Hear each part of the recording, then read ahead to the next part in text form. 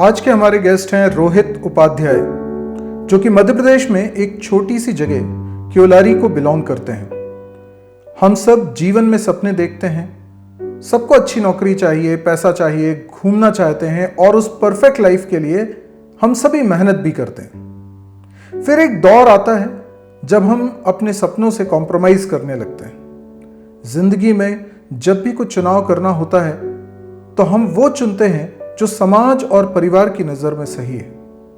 बहुत कम ही लोग इतने हिम्मत वाले होते हैं जो जिंदगी को अपनी शर्तों पर जीते हैं। और जब कोई रोहित से पूछता है कि क्या करते हो, तो रोहित का जवाब होता है, वही करता हूं जो मन में आता है।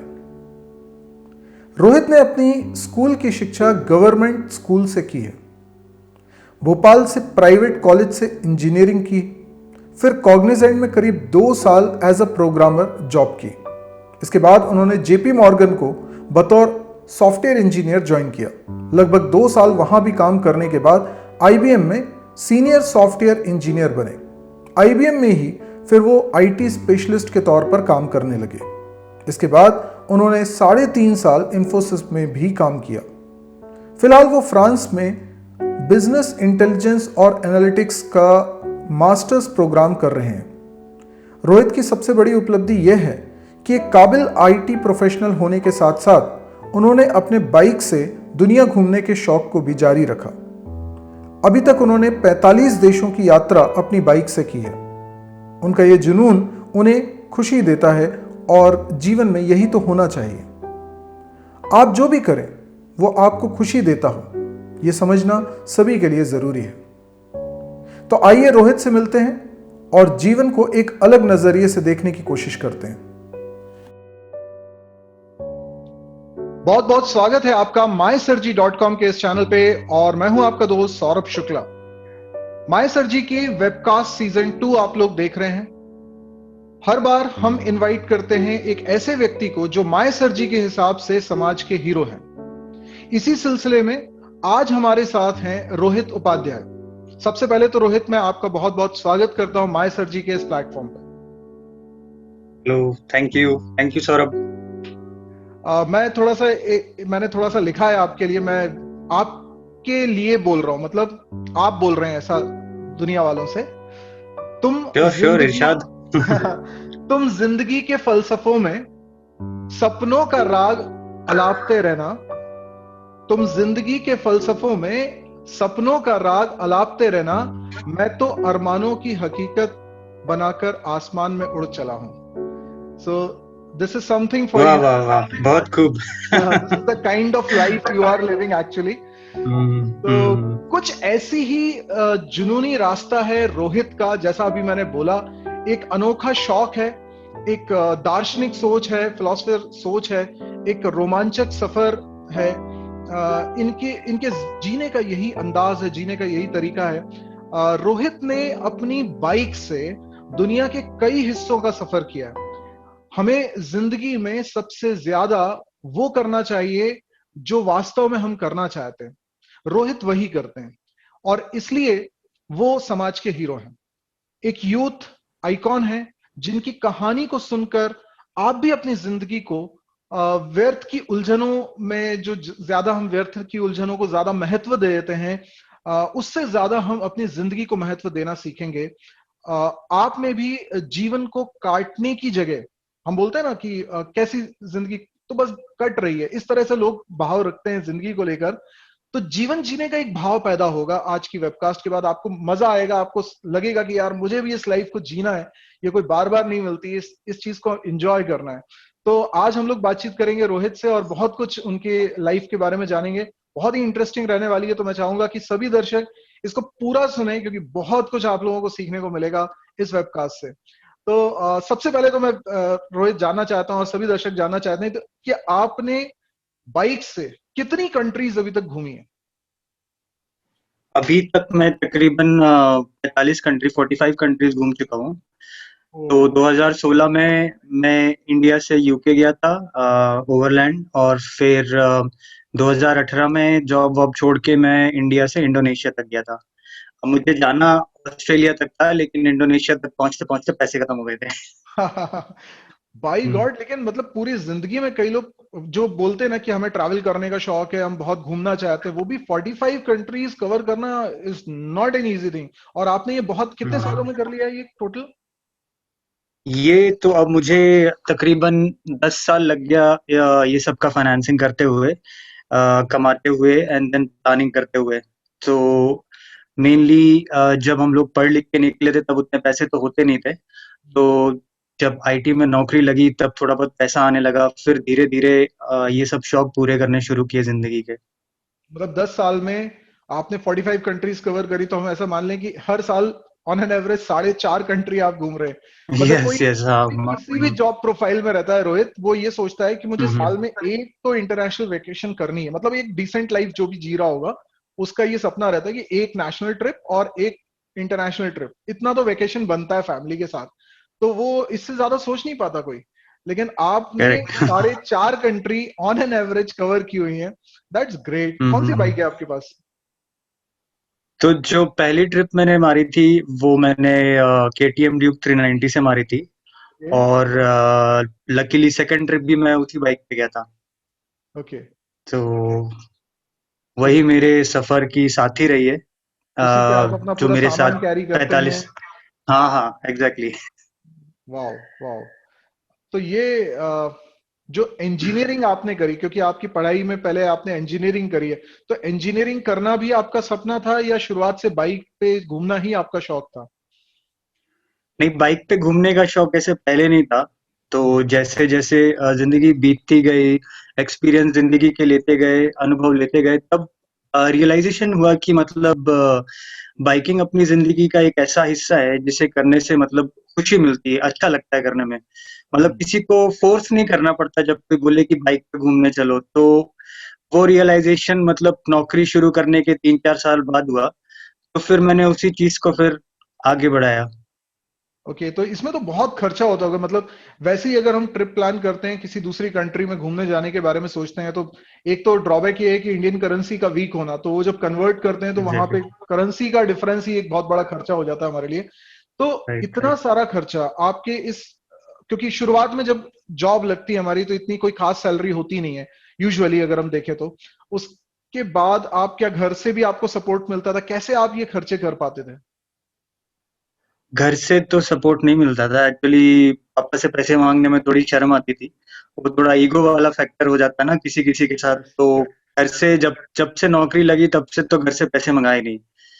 तो हम्म। सेविंग्स हम लोगों की इनिशियली जब आईटी की सैलरी होती थी तो हमको, फर्स्ट ईयर हम लोगों ने ज्वाइन किया था कॉग्निजेंट में, तो हमको 11-12 हजार महीने मिलते थे। बट ओवर द इयर्स जैसे जैसे एक्सपीरियंस होते गया, तनख्वाह बढ़ते गई। एंड सबसे सबसे मेन चीज था जो ऑनशोर अपॉर्चुनिटीज जो होती है ऑन साइट में आईटी कंपनीज में, that is the main source of quick earning. मतलब आप एक हाँ। साल में 2 साल में आप अच्छे खासे पैसे जमा कर सकते हो। तो मुझे ऑन साइट पे आईबीएम से ऑस्ट्रेलिया भेजा था, तब मेरे अच्छे खासे पैसे जमा हो गए। तो उसी के बाद फिर मैंने डिसाइड किया कि चलो एक इतने सालों से जो दिमाग में है, जो ट्रिप चल रहा है प्लान पे, वो कंप्लीट किया जाए। ओके, तो जो आपकी सेविंग्स हुई आपने उसको सिर्फ इसी चीज में खर्चा किया है?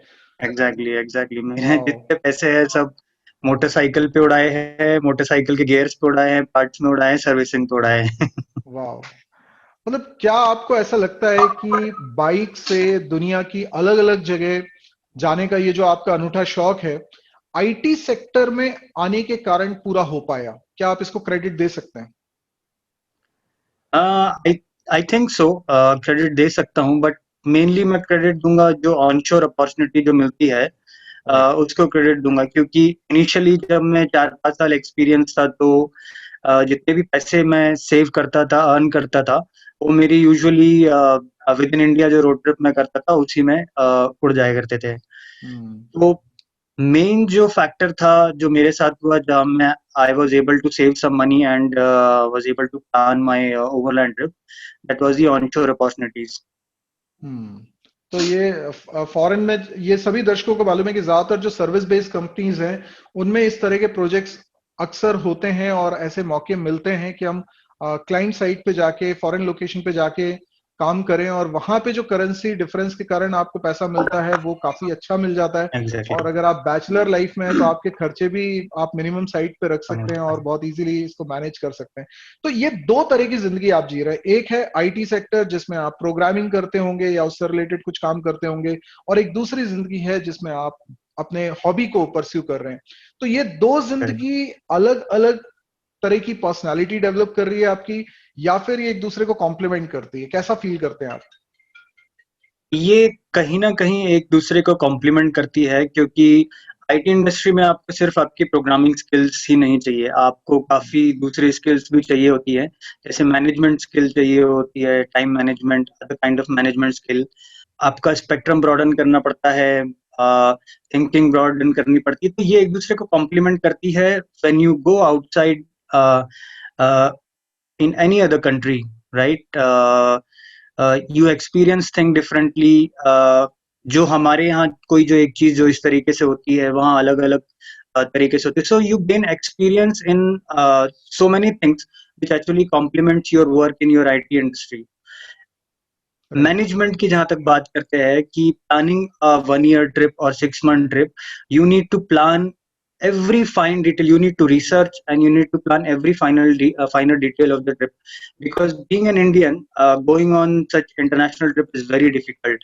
First of all, हम लोगों को वीजा एकदम माइन्यूट डिटेल तक प्लान करना पड़ता है कि यूरोप का हमको 3 महीने का मिलेगा, तो हमको हर एक कंट्री में कितना टाइम स्पेंड करना है, कौन सी बॉर्डर से एंटर करना है, कौन सी बॉर्डर से एग्जिट करना है, हर एक कंट्री में करेंसी का वैल्यू क्या कैसा है, उस हिसाब से हमको हमारे फाइनेंस मैनेज करने हैं। तो हर एक माइन्यूट डिटेल आपको मैनेज करनी पड़ती है। सो ये मैनेजमेंट स्किल आपका आईटी में प्रोजेक्ट लेवल पे भी बहुत काम आती है। सो जाने अनजाने में आप बहुत कुछ सीखते हो, जो पेशेंस हो गया, ये सब काफी काम आता है आपकी day to day project life in IT industry. तो आप दोनों लाइफ को एंजॉय करते हैं? आपको प्रोग्रामिंग भी उतनी ही पसंद है, या आईटी रिलेटेड जो वर्क होते हैं वो भी उतने ही पसंद है जितना करेक्ट। कि आपको ये बाइकिंग का शौक है? Right right. तो अक्सर हम लोगों ने देखा है कि डॉक्टर का बेटा डॉक्टर बनना चाहता है, आईएएस का बेटा है तो आईएएस बनना चाहता है, फिल्म इंडस्ट्री में कोई एक्टर है तो उसका बेटा भी एक्टर ही बनना चाहता है, कोई आर्मी पर्सन है तो उसके बच्चे भी आर्मी पर्सन बनना चाहते हैं। तो क्या जो आपका शौक है, जो बड़ा यूनिक और अलग शौक है, आपकी फैमिली में भी ऐसी कोई हिस्ट्री रही है? वेल, अभी 3 Idiots मूवी में आपने देखा होगा कि एक बड़ा फनी किस्सा बताते हैं कि जैसे ही बच्चा पैदा होता है तो ये डिसाइड कर देते हैं घर वाले कि लड़का इंजीनियर बनेगा या तो डॉक्टर बनेगा। हाँ, मतलब लड़का हुआ है तो इंजीनियर तो होगा, लड़की है तो डॉक्टर हाँ बनेगी। हाँ, तो ऐसे ही चाचा बोलते थे बेटा डॉक्टर बन जाओ, शक्ल तुम्हारी ठीक ठाक है, लोगों की बीमारी ऐसे ही दूर हो जाएगी शक्ल देखते हुए। हमने कहा नहीं। पापा बोलते हैं इंजीनियर बन जाओ। तो अब मैं जिस जगह से जैसे पला बड़ा हूँ, जहाँ से निकला हूँ मैं 12वीं की पढ़ाई करके, तो वहाँ पे ऑप्शंस बहुत लिमिटेड थे, मतलब आगे करियर को लेकर। तो इंजीनियरिंग ही मैंने प्रेफर किया, पर ये डिसाइड करके मैंने ये नहीं सोचा था वो टाइम पे कि मैं आईटी इंडस्ट्री में जाऊंगा। वो ऐसा हुआ कि पढ़ते गए और आईटी इंडस्ट्री में जॉब मिल गया। फिर जॉब मिलने के बाद प्रोग्रामिंग में और ये सब में मेरा इंटरेस्ट जागा। तो राइट। इट और हैपेंड एज इट मुझे ऐसा हैपेंड। लगता है कि आपको थोड़ा ये भी बताना चाहिए कि आप किस जगह को बिलोंग करते हैं, क्योंकि कई लोगों को शायद ऐसा लग रहा होगा कि इस तरह का हाँ, शौक पालना तो मतलब पहले से आपको बहुत पैसे वाला होना चाहिए, आपका करेक्ट ब्रॉटअप करेक्ट। थोड़ा सा अलग तरह के माहौल में होता है। तो आप थोड़ा सा अपना बैकग्राउंड बताएंगे तो हमारे दर्शकों को बड़ा समझ में आएगी चीज। बिल्कुल बिल्कुल। तो मैं एक्चुअली एक गांव से बिलोंग करता हूँ जिसका नाम है भादू टोला।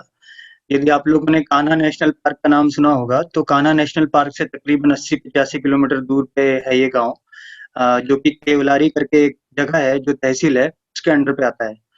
मैंने अपनी पढ़ाई लिखाई वहीं केवलारी से करी है, क्योंकि गांव में कोई स्कूल वगैरह होता नहीं था। और केवलारी में मतलब हिंदी मीडियम स्कूल थे दो, एक शासकीय बालक उच्चतर माध्यमिक विद्यालय और दूसरा कन्याशाला, मतलब गर्ल्स स्कूल।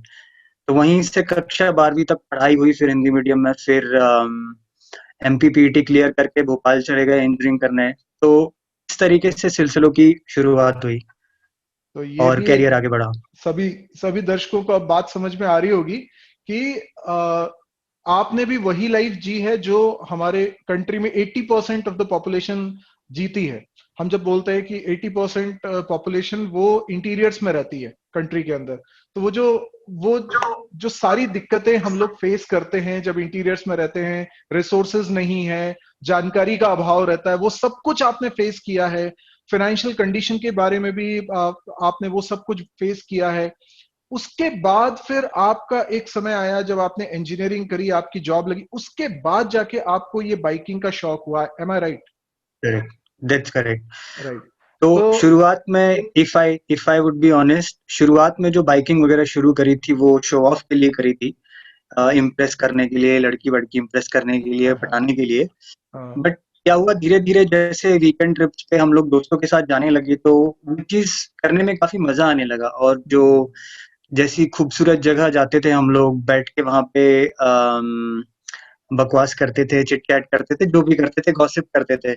हम्म, तो वो सब चीजें करने में काफी मजा आने लगा। आई रियलाइज कि it gives me quite it makes me quite happy doing all these sort of things. So फिर धीरे धीरे वीकेंड ट्रिप से I extended to weekly trip, long weekend trips, sometime solo, sometime with friends.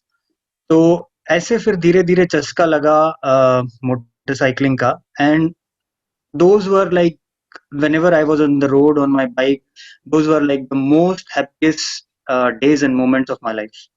वाह। तो आपने Yeah. लगातार कितने घंटे मैक्सिमम बाइक चलाई है? लगातार तो ज्यादा तो नहीं, 1 1.5 घंटे 2 घंटे चलाई है। बट ऐसे लॉन्ग स्ट्रेच में काफी करता था। जैसे मैं जब मुंबई में काम करता था जेपी मॉर्गन में, हम्म, तो 3 या 4 दिन की ट्रिप होती थी, तो हम रात में निकल जाते थे, बाइक उठा के रात भर चलाते थे।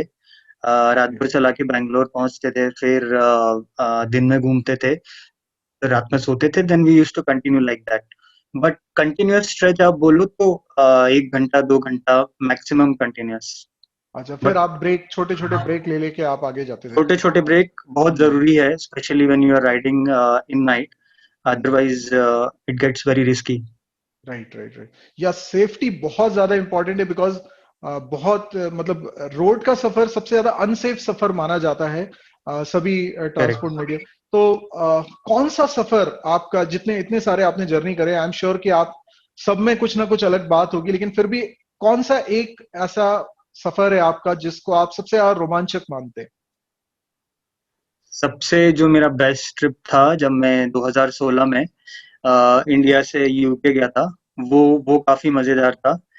अ, काफी सुंदर सुंदर जगह देखी मैंने बाल्कन रीजन में। और आपका जो आल्प्स वाला जो एरिया है, जो इटली की बॉर्डर से ऑस्ट्रिया, स्विट्जरलैंड और फ्रांस की उससे लगा हुआ है, फ्रांस और स्पेन के बीच में एक एरिया है, पिरेनीज करके बोलते हैं उसको। वो एरिया काफी सुंदर था। मॉन्टीनीग्रो काफी सुंदर है। और ऐसी ऐसी मतलब सुंदर जगह देखी मैंने जो मैंने कभी इमेजिन नहीं करी थी कि दुनिया में एग्जिस्ट कर सकती है। स्कॉटलैंड स्कॉटलैंड में एक जगह है आइल ऑफ स्काइक करके। हम्म, जहां तक आपकी नजर जाएगी आपको ऐसी वैलीज दिखेंगी, और एकदम पूरा ग्रीन ग्रास राइट। जहां जहां तक नजर जाएगी। और फिर उससे साइड में आपका समुंदर वगैरह लगा हुआ है। मतलब बहुत ही प्यारा लैंडस्केप होता था। सिमिलरली मतलब सिर्फ विदेश में ही नहीं, हमारे देश में भी ऐसी काफी सुंदर सुंदर जगह है। यदि आप लोगों ने सुना होगा, एक जोकू वैली करके एक जगह है नागालैंड में। तो हाँ, वाह। वहां जब मैं पहुंचा ट्रैक करके, तो मुझे बिलीव नहीं हुआ कि यार इतनी सुंदर जगह मतलब इंडिया में भी है, छुपी हुई है।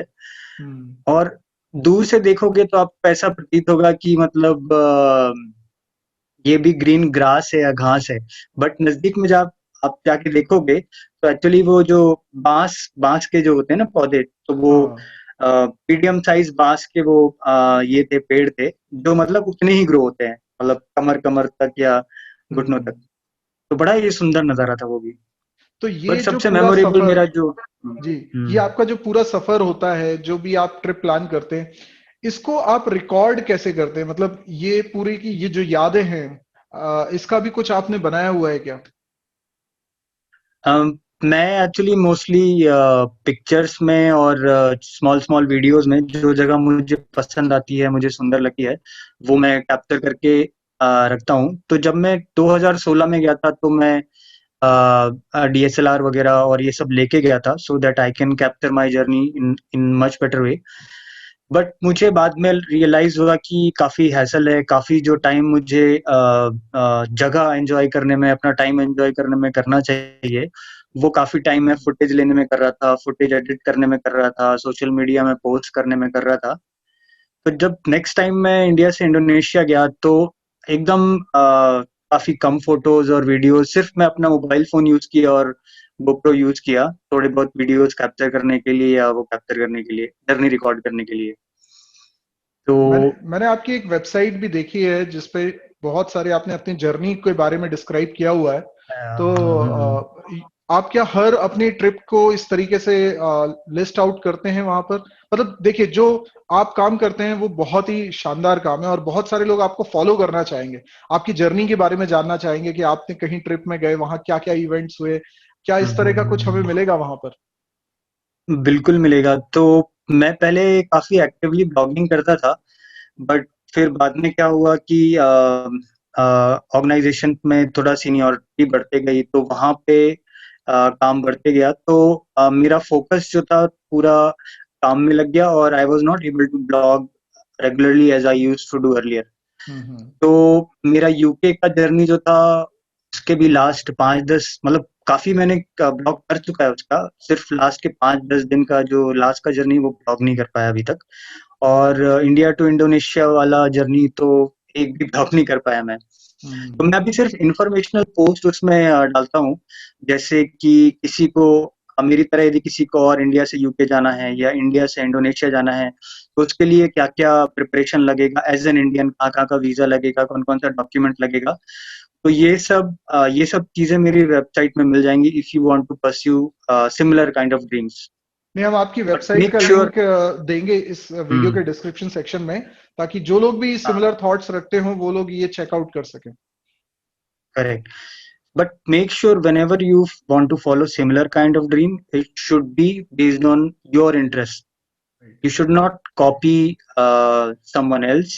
You should take data and all that from दूसरों के उससे ले सकते हो, लेकिन it should be your journey, not someone else's journey. That is when you will enjoy the most. Exactly हर किसी इंसान को अपना अपने ड्रीम को फॉलो करना है, किसी को कॉपी करने की जरूरत नहीं है। ये तो हुआ कि आपने बहुत अच्छा लैंडस्केप देखा, जहां भी आप गए वहां पे बहुत सुंदर सुंदर नजारे आपको मिले। हर ट्रिप में ही इस तरह का हुआ होगा। लेकिन मैं जानना चाहता हूँ कि जब आप जाते होंगे तो वहां के लोगों से भी मुलाकात होती होगी, वहां के कल्चर को भी आप देखते होंगे, क्योंकि जब हम इस तरह की ट्रिप पे जाते हैं तो हम बहुत सारी चीजें नई ऑब्जर्व करते हैं। तो आपके हिसाब से कौन सी ऐसी चीज है, कौन सी ऐसी जगह है और वहां की ऐसी क्या चीज है जो आपको सबसे ज्यादा प्रभावित करती है? So हर एक कंट्री का अपना अलग अलग कल्चर है, अलग अलग एक्सपीरियंस है। Now when you say culture and experience, what exactly it is? तो जब हर एक कंट्री में आप जाते हो, यू रियलाइज कि you are talking different, you are eating different, and there are a lot of things which you do on daily basis, and those things you are doing very differently. That is something which we call broadly as a culture. जैसे हमारे यहाँ जो खाने का तरीका है, जैसे वो मॉन्टेनिग्रो चले जाओ या फ्रांस चले जाओ, फ्रांस में आप जाओगे तो आपको सवेरे ब्रेकफास्ट में सब जगह क्रोसान करके एक ये है, ब्रेड के अंदर मीठा मिला के दे देते हैं, वो मिलता है। यूके चले जाओगे तो वहाँ पे इंग्लिश ब्रेकफास्ट का कल्चर है ब्रेकफास्ट में। तो living through the day, every day in each and every country, that is what you experience, that is what the culture is. how people behave, how जैसे फिनलैंड चले जाओगे आप, वहाँ के लोग बहुत ही ऑनेस्ट है, वहाँ के लोग बहुत ही क्लोज है। so when you speak with these people, you realize कि एकदम इनोसेंट है ये लोग, मतलब छल कपट टाइप की चीज कुछ जानते ही नहीं।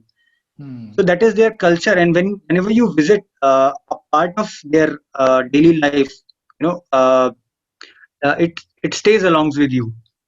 Right. You carry along with you. So that is what we call, we experience their culture.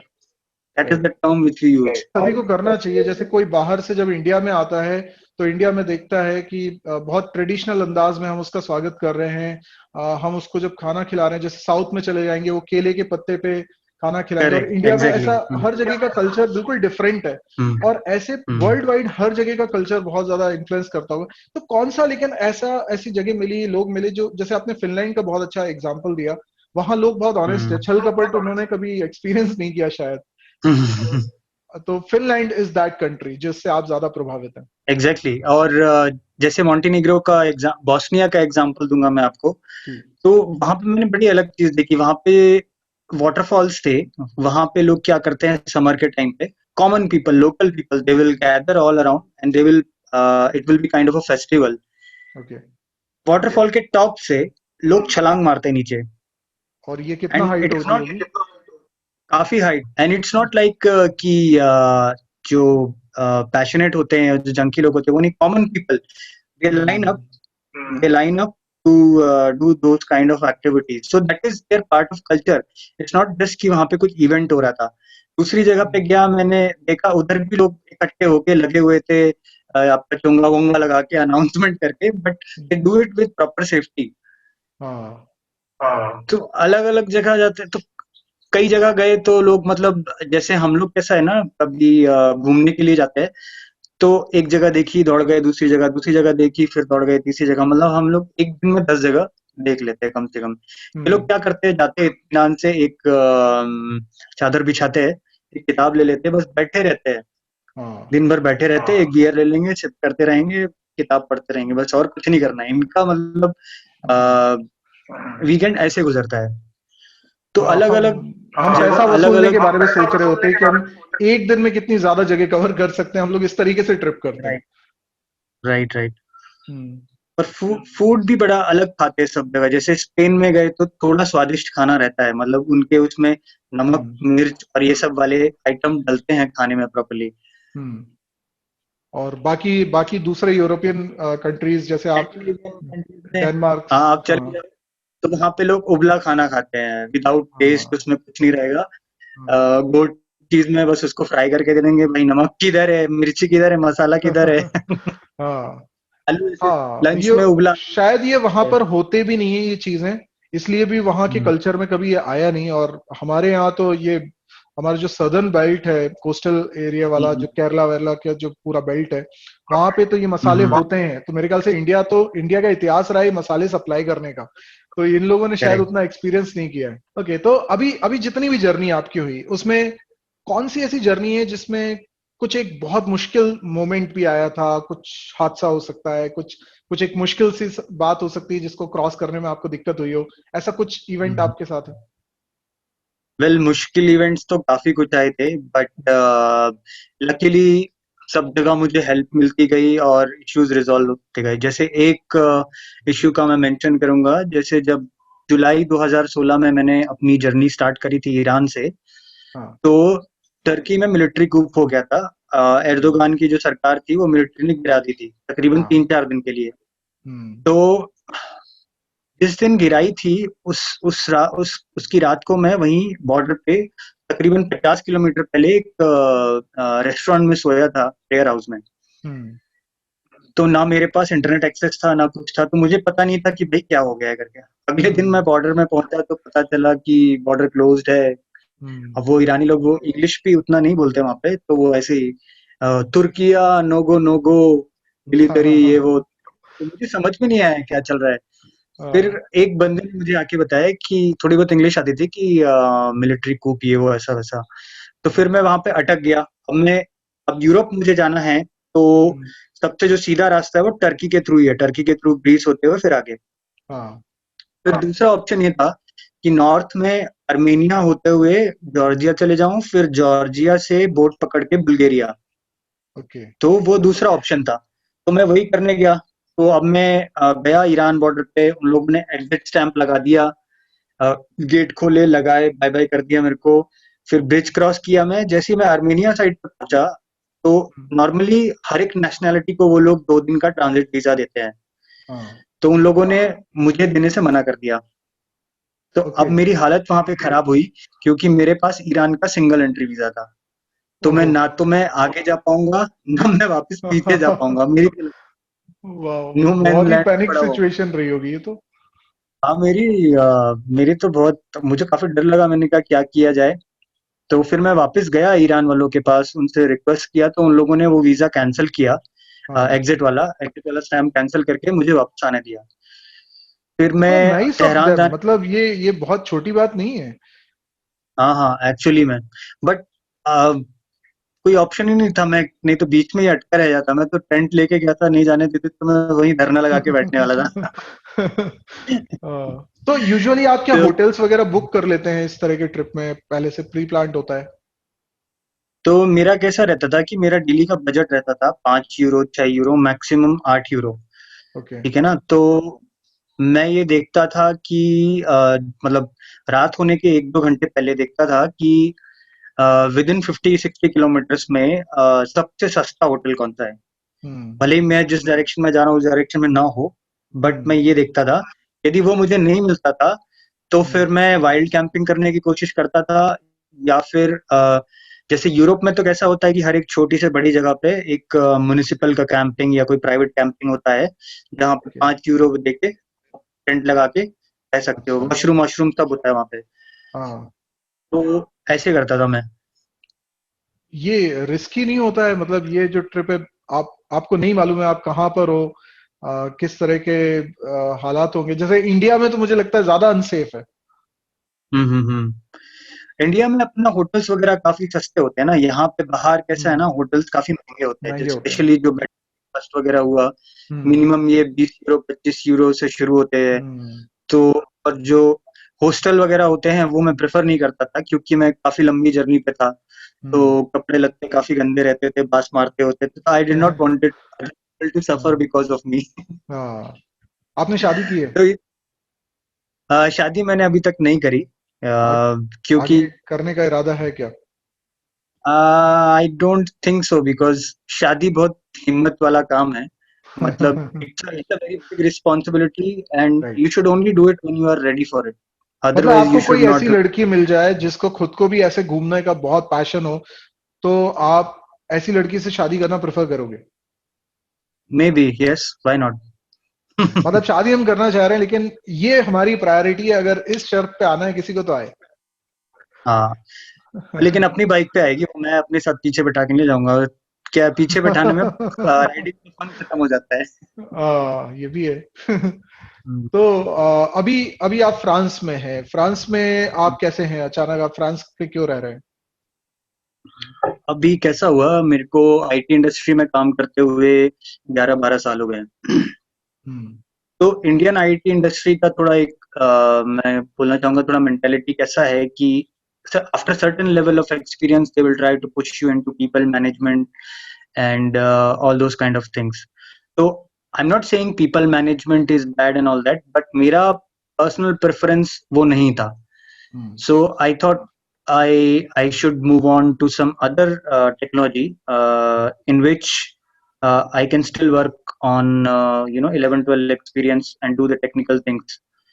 दूसरा ये रीजन था कि मेरा कैसा है कि हर 5-6 साल में I have a thing where I change the technology and start learning something new. तो जैसे स्टार्टिंग के 5-6 साल में मेन फ्रेम एप्लीकेशन डेवलपमेंट पे काम किया in languages like Natural, ADABAS, COBOL, JCL. एक लेवल ऑफ मैच्योरिटी आने के बाद थोड़ा बोर हो गया मैं, so I thought let's learn something new. Then I moved on to workload automation. So वो काफी इजी था। सो ऑन द जॉब मैंने सब कुछ सीखा through online training and in house training with in the company. So I worked in tools like Control M, TWS, CA7, which are basically batch automation tools. So I started with operations, then started doing scheduling, then I started doing administration work, which involved all kind of infrastructure knowledge. So end to end सारा मैंने काम उसमें सीख लिया। Then एक tool से दूसरे tool पे माइग्रेशन, अपग्रेड्स, फिर ये सब का काम करने लगा। फिर अगेन थोड़ा मैं बोर हो गया कि अभी कुछ नया सीखना पड़ेगा। हम्म। तो डेटा साइंस और बिजनेस इंटेलिजेंस एनालिटिक्स मेरे दिमाग में आया। So after having 12 years of experience in IT, mostly in technical side of work, so I decided to switch on, or I decided to elevate my career to next level. but my main focus was to remain on technical work because that is something which interested me. So initially जो मैंने अभी course लिया वो business intelligence and analytics का course है which basically focuses on the business side of the work. And after this course there is another 6-month course which is in Germany, which is in a partner university of my current college. So that course focuses completely on the technical side of data science.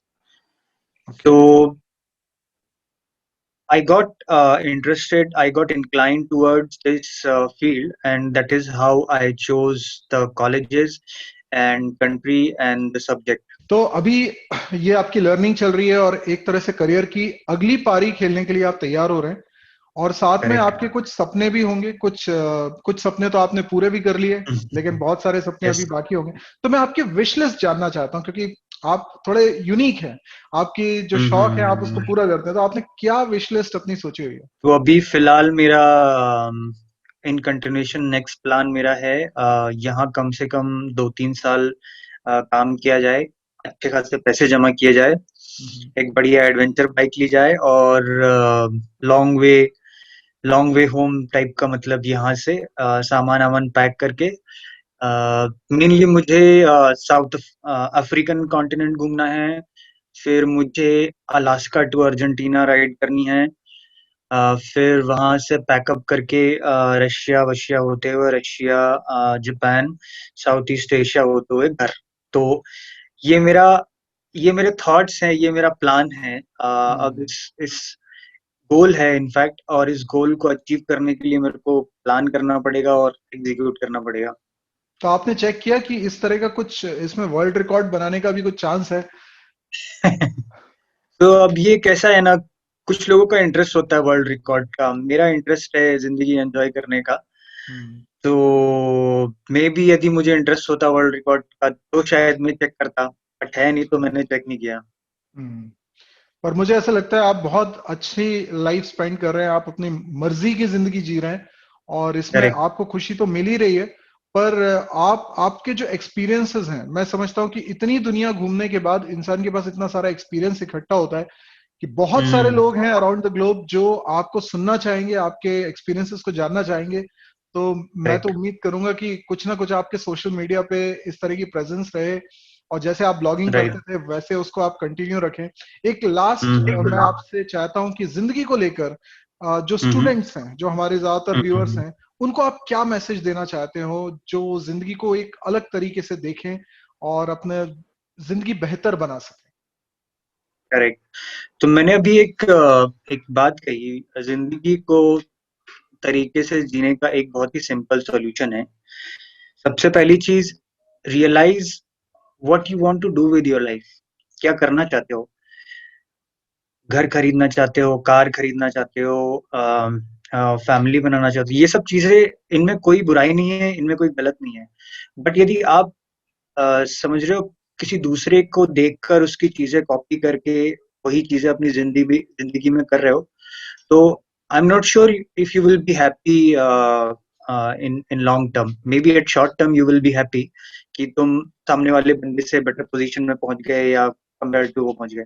But the main thing is to realize what you want in your life and set goals in your life, make plans to achieve those goals and execute. क्योंकि जहां तक मैंने देखा है, if you will not have any goals in life you will be wandering aimlessly.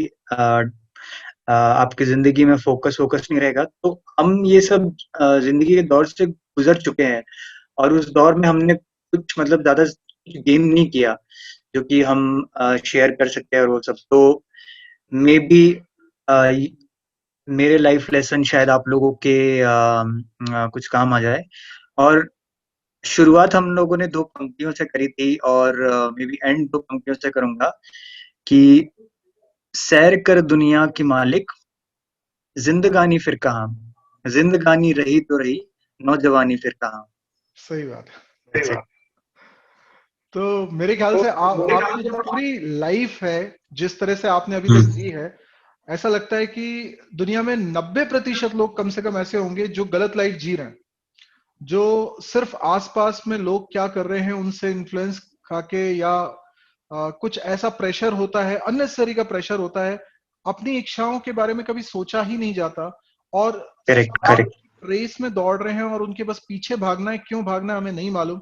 और फिर बाद में एक ऐसे मिड लाइफ क्राइसिस में वो आते हैं जब उनको लगता है कि सब कुछ ठीक नहीं चल रहा है, जबकि उन्होंने वो सब कुछ पा लिया होगा जो उनके आस पड़ोस में दूसरे लोगों ने पाया होगा, लेकिन उसके बावजूद उनको लगता है करेक्ट। कि सुकून नहीं है, मजा नहीं आ रहा लाइफ में, और लाइफ बोरिंग हो रही है, और मुझे पता नहीं कि मैं क्या कर रहा हूँ, क्यों कर रहा हूँ। क्या कर रहा तो हूँ? ये बहुत लोगों की प्रॉब्लम है, और आपने जो मैसेज दिया है, मेरे ख्याल से ये हर स्टूडेंट को इसलिए समझना चाहिए बिकॉज वो अभी अपनी जिंदगी को प्लान करने के स्टेज पर है। आज वो जो डिसीजंस लेंगे वो उनके आने वाले 50 साल 60 साल तय करेंगे, और आज उन्होंने एग्जैक्टली। अगर गलत डिसीजन ले लिया तो उनकी जिंदगी उसी रास्ते चल पड़ेगी। तो इतना आसान नहीं होता है कि आप लाइफ में बीच में कोई डिसीजन लो। तो इट्स अ गुड टाइम कि जब आप स्टूडेंट हैं तब आप चीजों के बारे में सोचें, और जरूरी नहीं कि आपने जो पाथ फॉलो किया है वही वो उसको फॉलो करें। हमारा मैसेज यही है कि वो लोग सोचें कि उन्हें क्या करना है, और वो बस खुशी से अपनी जिंदगी उसी तरीके से जिए जैसे वो जीना चाहते हैं। तो शायद इससे हम लोग बेस्ट काम भी कर सकते हैं। जैसे मुझे पढ़ाना बहुत पसंद है, तो स्टूडेंट्स को अगर मेरा पढ़ाना पसंद आता है तो राइट। मुझे ऐसा लगता है कि एग्जैक्टली। I enjoy it. तो इसीलिए शायद मैं बेस्ट कर पाता हूँ। इसी तरीके से आप अपना बेस्ट कर पाते हैं, तो हर इंसान एग्जैक्टली। अपना बेस्ट वहीं करेगा। तो That's when you give. That's when you are able to give your best, right? Right If you love doing something, then there are like 100% chances whatever you are delivering, whatever you are doing, is going to be the best of you. Right. तो आपसे बात करके बहुत अच्छा लगा, और बहुत खुशी की बात है कि आपने इतना समय निकाला, बिकॉज आपका शेड्यूल बहुत टाइट है, आपका हम्म। फ्रांस में लर्निंग को लेकर भी और आपके अपने फ्यूचर प्लान्स को इम्प्लीमेंट करने में भी। तो हम बिल्कुल लोग सौरभ भाई। यस। आगे भी चाहेंगे कभी आपको मौका मिले और अपने एक्सपीरियंसेस शेयर करना चाहते हो तो माय सर जी का प्लेटफॉर्म आपके लिए हमेशा खुला है। तो आज के लिए बहुत बहुत धन्यवाद। Thank you for coming. Thank you so much, Saurabh bhai. Thank you so much.